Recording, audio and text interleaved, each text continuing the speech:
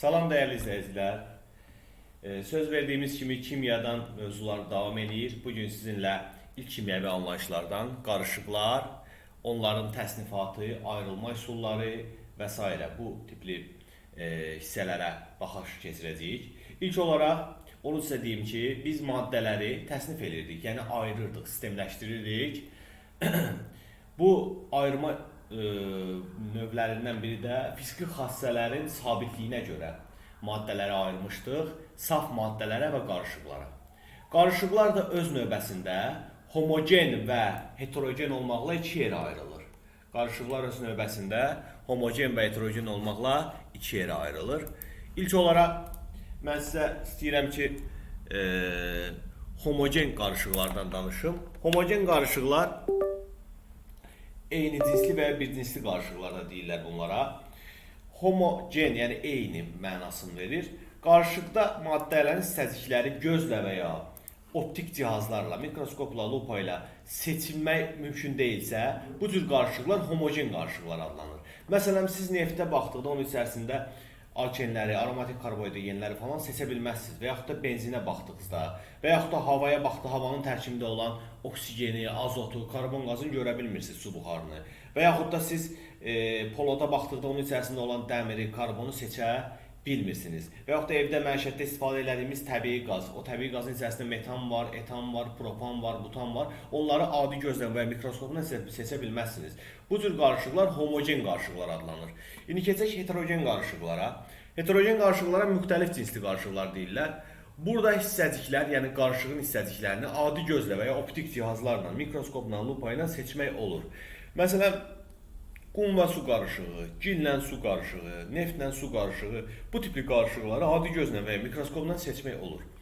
Eyni zamanda burada belə bir qeyd qoymuşuq. Hissəcikləri suda asılı vəziyyətdə qalan heterogen qarışıqlara asılqanlar deyirlər. Bu tərif tam da əhatə eləmir, amma hər halda bu cür ifadə eləmək olar. Asılqanlar heterogen qarışıqlardır. Onlar özlərində iki yerə bölünür. Emulsiyalar və suspenziyalar. Biz hansı heterogen qarışıqlara emulsiya deyirik? Maye bir maddənin başqa bir maye ilə qarışığına və yaxud da elə su ilə, bizim misalda su demişik, su ilə. Bu cür qarışığa deyirlər emulsiya. Məsələn, neftlə suyun qarışığı. Məsələn, təbii yağla suyun qarışığı. Bu zaman sıxlığı çox olan maddə aşağıda qalır, sıxlığı az olan maddə yuxarıda qalır. Məsələn, sən su ilə yağı qarışdıqda su aşağıda qalacaq, yağ isə yuxarıda qalacaq və bu qatlar bir-birindən adi gözlə seçiləcək, rənginə görə və s. seçmək olur. Bəs nədir suspenziya? Suspenziya bərk maddənin mayenin içərisində maye ilə qarışığıdır, hansı ki adi gözdən seçilir. Burada maye kimi sudan istifadə edə bilərsiniz, düşünə bilərsiniz. Məsələn, qumla su, məsələn, gillə su, məsələn, təbaşir qırıntıları ilə su və ağac yonqarı ilə su. Bu cür qarışıqları suspenziyaya misal göstərmək olar. Yapışqan formasında olan heterogen qarışıqlara kolloidlər deyilir. Bunlara nişasta su, silikat turşusu su, bu tipli misallar çəkmək olar.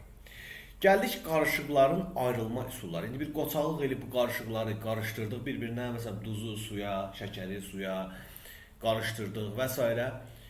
Qumu suya qarışdırdıq deyək. İndi bunları ayırmaq lazımdır. Ayrılma üsulları çoxdur. Amma bizi orta məktəbdə bu proqramında 6-7'sini sizinlə paylaşacağıq.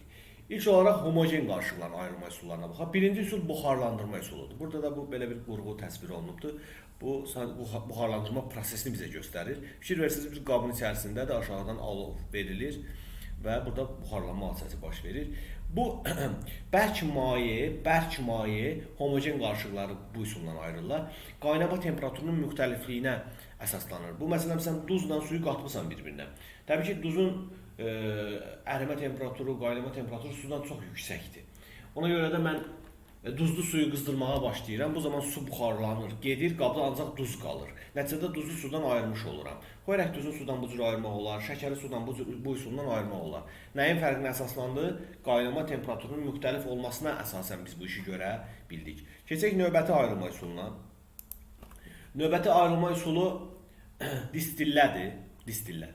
Bu üsulda, yəni distillə üsulunda, bu aparatda göstərim sizə, təqribən belə bir aparatdır. Maye homogen qarışıqlara ayrılırlar. Məsələn, spirtlə suyu, sirkə turşusu ilə suyu, suda yaxşı həll olan mayeni sudan bu üsuldan ayırmaq olar. Burada proses necə baş verir? Bu qabda görürsünüz bu qabı. Burada məsələn su var, bir də spirt var. Su var, bir də nə var? Spirt var. Suyun qaynama temperaturu 100 dərəcə Selsidir. Spirtin qaynama temperaturu deyək 80-ə qədər spirtlər qaynayır. 80 dərəcə Selsi. Burada bir termometr var. Görürsünüz, burada termometr bastırılıb bu kolbanın yuxarı hissəsinə. Bu termometrdə temperaturu saxlayıram 80 dərəcədə. Yəni alovu elə ayarlayıram ki, temperatur 80-i aşmasın. O zaman spirt buxarlanır. Bu borudan keçir bax bura. Bunun ətrafında da başqa bir boru keçirmişəm. Bunun içərisinə soyuq su axır. Bura keçən spirt buxarları təzədən kondensasiya eləyib, damlaya çevrilir, spirt damlaları şəklində tökülür digər qaba. Nəticədə spirt keçir bu birisi qaba, bura spirt keçir, su isə qalır əvvəlki qabda.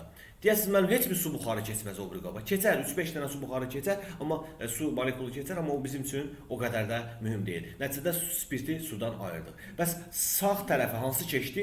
Qaynama temperaturu kiçik olan. Qaynama temperaturu olan, kiçik olan, qaynadı, aşağı temperaturda keçdi o bir qaba. Bu, məsələn, havanı da bu üsulla ayırırlar, amma təbii ki, hava qaz halındadır. Axı, burada dedik maye. Əvvəlcə havanı soyudurlar, maye hala gətirirlər, sonra bu prosesi aparırlar, oksigeni və azotu havadan bu şəkildə fraksiyalı distillə üsulu ilə ayırırlar. Burada təbii ki, bunun izahını da vermişəm, özünüz saxlayıb videonu oxuya bilərsiniz. Növbəti üsul kristallaşdırma üsuludur. Bu üsul bərk maddənin, məsələn, şəkəri sudan, duzlu sudan bu üsulla da ayırmaq olar. Az əvvəl başqa bir üsulla demişdim mən, buxarlandırma üsulu, bu üsulla da ayırmaq olar. Bu üsul maddələrin müxtəlif temperaturlarda həll olma qabiliyyətinin müxtəlif olmasına əsaslanır. Bunu biz necə başa düşə bilərik? Bunu biz belə başa düşə bilərik ki, məsələn, tutaq ki, mən qaynar suda 10 qaşıq şəkər həll edə bilirəm.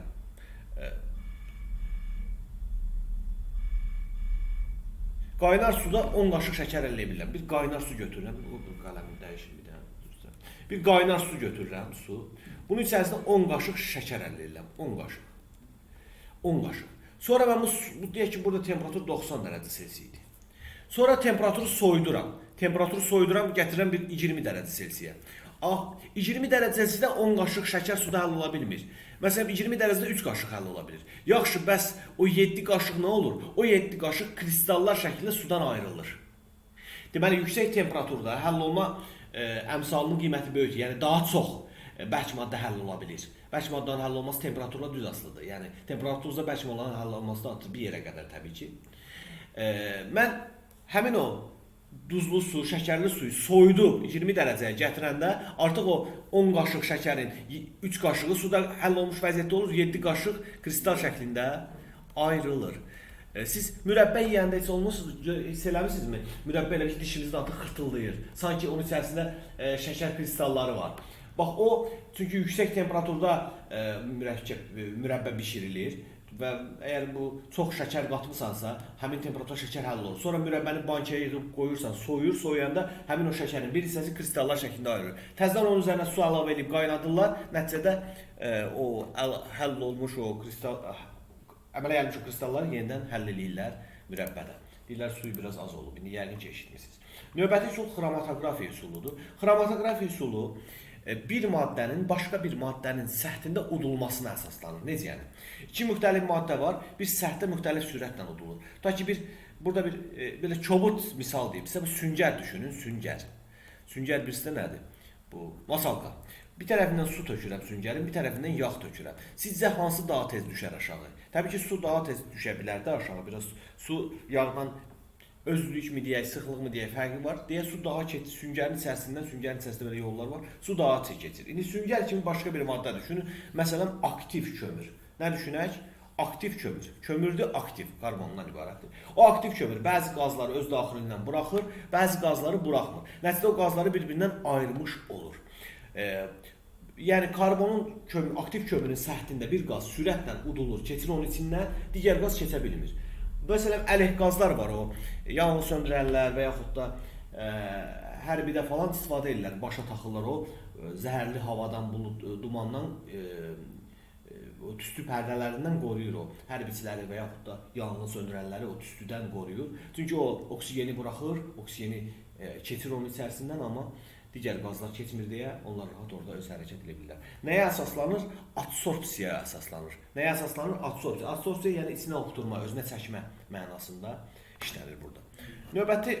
adsorpsiya. Adsorpsiya yəni içinə oxuturma, özünə çəkmə mənasında işlənir burada. Növbəti ayrılma üsulumuz artıq heterogen qarşılıqların ayrılma üsullarına baxacağıq. Bunlardan ən məşhuru heterogenləri ayırma üsulu bu dədə-babadan bildiyimiz süzmə üsuludur. Hətta bunu evdə analarımız da bəzən eləyirdi. Əvvəllər o krandan gələn suyu qaynadırdılar, bir pambıq qoyurdular, bir marla qoyurdular, suyu ondan süzürdülər ki, onun içərisində olan o müxtəlif hissəciklər sudan təmizlənsin. Lazımdır bizə bir filtr kağızı, qumla su, gillə su, təbaşir tozu ilə su, bu cür ayırmaq olar. Filtrdə qalır, böyük hissəciklər qalır filtrdə, su filtrdən keçir aşağıya, nəticədə bu heterogen qarışıq ayrılmış olur. Sıxlıq fərqinə əsaslanır, yəni bu üsulla ayırma. Qumu sudan, gili sudan süzmə üsulu ilə ayırmaq olar. Keçək növbəti üsulumuza. Növbəti üsulumuzun adı durultma üsuludur. Bu durultma üsulu maye homogen qarşılıqları bu üsullarla ayrılırlar. Bu aparatın adı ayırıcı qıfdır. Nədir bu? Ayırıcı qıf. Üsul, durultma üsuludur, ayırıcı qıf vasitəsilə. Deməli, burada nə baş verir? Məsələn, maye heterogen qarışıq.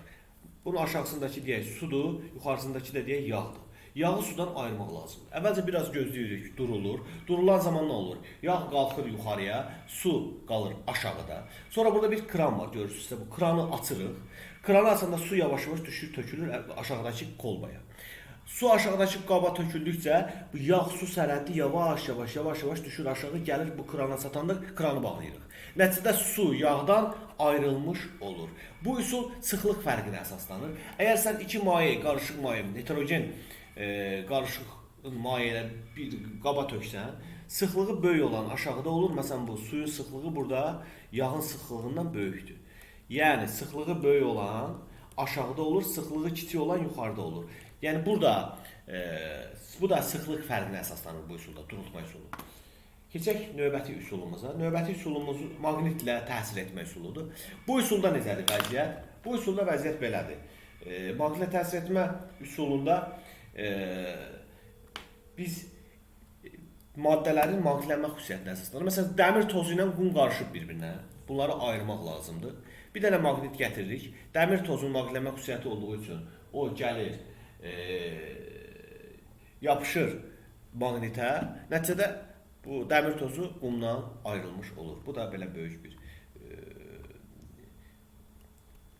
necə deyərlər, bizi böyük bir dərddən qurtarır. Məsələn, dəmir tozunu qumdan təmizləyirik. Sadəcə olaraq adətən bu dəmirin üzərinə bir kağız partası qoyurlar ki, maqnitin. O dəmir qırıntıları kağıza yapışsın ki, sonra maqnitdən də dəmiri təmizləmək üçün biz problem yaşamayaq. Bəzən görürsünüz ki, bir neçə maddə verib, onu ayırmaq üçün biz bir neçə mərhələdən istifadə edirik. Məsələn, xörək duzu ilə qum qarışıb bir-birinə. Xörək duzu, natrium klor, qumda silisyum O2. Bunları ayırmaq lazımdır.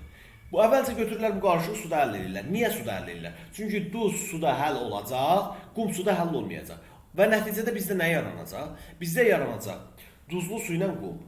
Deməli, var əldə duzlu su və qum. Təbii ki, qum suda həll olmur, duz suda həll olur. Sonra bunu süzürlər. Təbii ki, süzəndə qum artıq qalır süzgəcdə. Bir süzgəc düşünək burada belə. Qum ilişir, qalır süzgəcdə. Duzlu su keçir aşağıya. Duzlu suyu qumdan ayrılır. Deməli, qum ilişir, qalır burada. Duzlu su keçir aşağı. Duzlu su keçir aşağıya. Sonra bu duzlu suyu da götürüb buxarlandırırlar. Duzlu suyu da buxarlandırsan, duzlu suyu buxarlandırsan, buxarlandıranda da su buxarlanacaq, duz qalacaq qabda. Nəticədə sən duzu qumdan ayırmış olacaqsan. Belə, əzizlər, bugün sizinlə biz qarışıqlar, onların təsnifatı, yəni homogen qarışıqlar, heterogen qarışıqlar, sonra onların ayrılma üsullarını öyrəndik, mənimsədik. Əlavə olaraq bir neçə informasiya vermək istəyirəm sizə, yeni başlayanlar üçün. Burada hansı ki bu maddələri tanısanız, qarışıqlarda ayrılmasında problem yaşamayasınız. Məsələn, burada suda həll olmayan bəlkə maddələrdən misallar vermişəm. Təbii ki, maddə çoxdur, sadəcə ilkin olaraq bunları bilməyiniz vacibdir. Məsələn, barium sülfat, gümüş xlorid, kalsium karbonat, silisyum dioksid və yaxud da qum. Bunlar suda həll olmayan bərk maddədir. Təbii ki, suda həll olmayan bərk maddəni sudan necə ayırmaq olar, hansı üsulla ayırmaq olar, videonun aşağısında yazarsınız. Sonra gələk suda həll olan bərk maddələrə. Suda həll olan bərk maddələrə natrium xloriddir, kalium xloriddir, bu xörək duzudur uşaqlar. Natrium hidroksiddir, kalium hidroksiddir, natrium sülfat, kalium sülfat, glikoza, saxaroza, bu da şəkərdir, şəkər. Bunları suda həll olan bərk maddələrdir. Yaxşı, bəs suda həll olan bərk maddələri sudan necə ayırırıq? Onu bir dənə zəhmət olmasa videonun altında qeyd edərsiniz. Gələk suda həll olmayan mayelərə. Suda həll olmayan mayelər, tutaq bunlar suda həll olan mayələrdir. Etil spirtidir, etanol deyirlər. Metil spirti digər adı metanoldur. Bu qarışqa turşusudur, bu sirkə turşusudur. Bu maddələri və bunların kimyəvi adlarını və kimyəvi işarələrini, formullarını bilsəniz sizə faydalı olacaq ilkin olaraq. Sonra təbii ki, bunları hər birini ayrıca mövzu kimi öyrənəcəyik. Suda həll olan mayələri sudan necə ayrılırlar, onu da videonun aşağısında rəy bölməsində qeyd edərsiniz.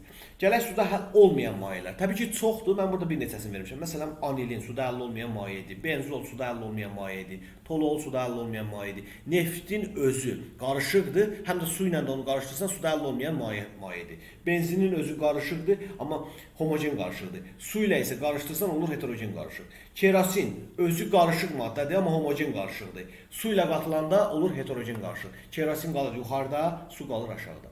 Belə dəyərli izləyicilər, bugünkü mövzumuz, dərs izahımız bura qədər. İnşallah dərslərimiz silsilə şəklində davam edəcək. Söz verdiyimiz kimi hər mövzuya aid test tapşırıqları, ətraflı yazılı izah tələb olunan tapşırıqlar və situasiya tipli tapşırıqlar da gələcək. Kanalı izləmədə qalın. Sağ olun, salamat qalın.